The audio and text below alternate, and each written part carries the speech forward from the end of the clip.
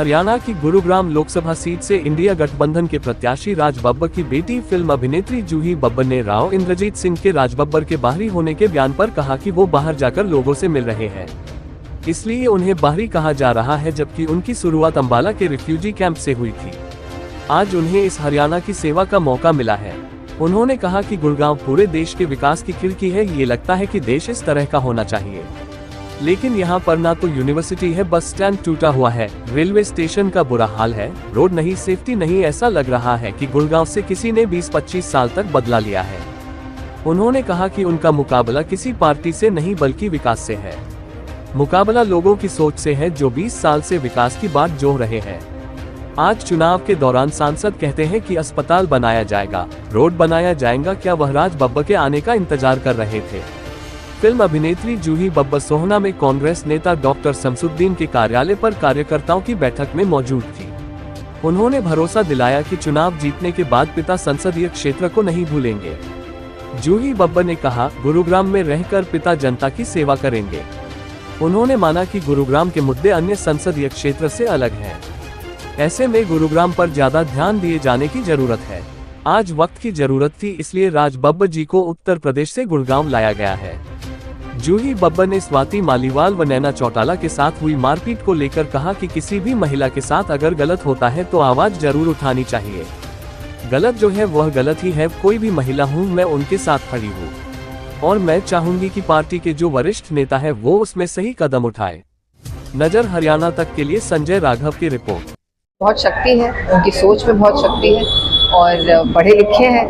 और मैं कहा कि किसी को भी आप अंध तरीके से आप किसी की बात ना माने। आप समझिए आपके प्रत्याशी कौन है और क्या काम कर चुके हैं। आजकल आप गुड़गांव कह रहे हैं जिसे, और आप कह रहे हैं कि एक तरह से ये एक खिड़की है पूरे देश को कि ऐसा बनेगा भारत।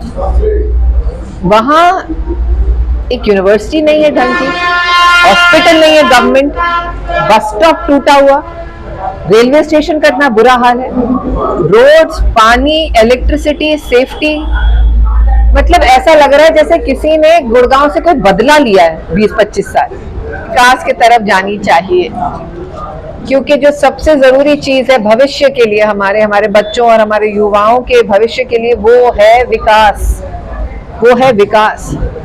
मैं ये कहती हूँ कि अगर आज ये ट्रांसपोर्ट चल रहा होता, अगर ये बस जा रही होती गांव-गांव हरियाणा रोडवेज की, तो वहां से हमारा युवा शहर आ रहा होता, नौकरी कर रहा होता, रोजगार मिलता।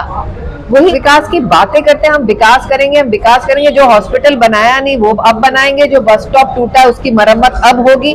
क्यों राज बब्बर जी आने का इंतजार कर रहे थे ये लोग?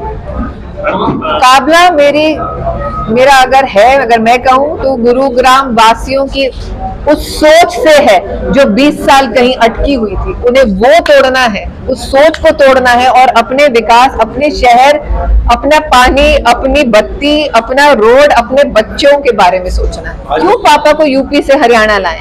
क्योंकि यहाँ जरूरत लग रही है।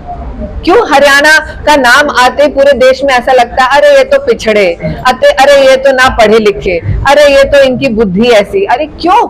क्या हमारे युवा किसी से कम है क्या? क्योंकि मेरे पापा बाहर निकल के सबसे मिल रहे हैं ना, इसलिए बाहर ही बोल रहे हैं। पूर्वज जब पाकिस्तान हिंदुस्तान किया गया, पहली बार आके हम लोग अंबाला में जो रेफ्यूजी कैंप लगा था उसमें मेरे परदादा जी रहे थे। हम जो बने हैं, हमारी जो हिंदुस्तान में, भारत में जो शुरुआत हुई है ना, हरियाणा की भूमि से हुई है। आज हमको ऊपर वाले ने ये अवसर दिया है कि हम इस भूमि पर आए और एक बार इस भूमि का जो बेहाल किया है उन लोगों ने, जो बड़ा ये हमारी धरती कहते हैं, मौका दिया है कि हम आए और वो भ्रम तोड़ें और असल में आकर यहाँ काम करें। मैं डंके की चोट पर ये बात कह के जा रही हूँ आज, और आपको जिस चैनल पे लगाना है लगा दीजिए कि जूही बब्बर, श्री राज बब्बर जी की सुपुत्री, ये कहकर गई है कि मेरे पिताजी उन लोगों में से नहीं है जो सिर्फ वादे करते हैं। वो मेहनती इंसान है, अपनी जबान के इंसान है। आप मौका दीजिए, जादू की छड़ी लेकर नहीं आएंगे, एक दिन में चीजें बेहतर नहीं होंगी, मगर करेंगे वो मेहनत करेंगे, यहाँ की समस्याओं का कोई ना कोई हल जरूर निकालेंगे। चाहे धीरे धीरे होगा, मगर गुरुग्राम जैसा होना चाहिए वैसा होगा। भाई साहब देखिए, किसी भी महिला के साथ किसी तरह का गलत स्वभाव हो, अगर हो, उस पर जरूर आवाज उठानी चाहिए और गलत जो है वो गलत है, और मैं वो कोई भी महिला हो मैं उनके साथ खड़ी हूँ, और मैं चाहूँगी कि जो पार्टी के वरिष्ठ हैं वो उसमें सही कदम उठाएं। Thank you.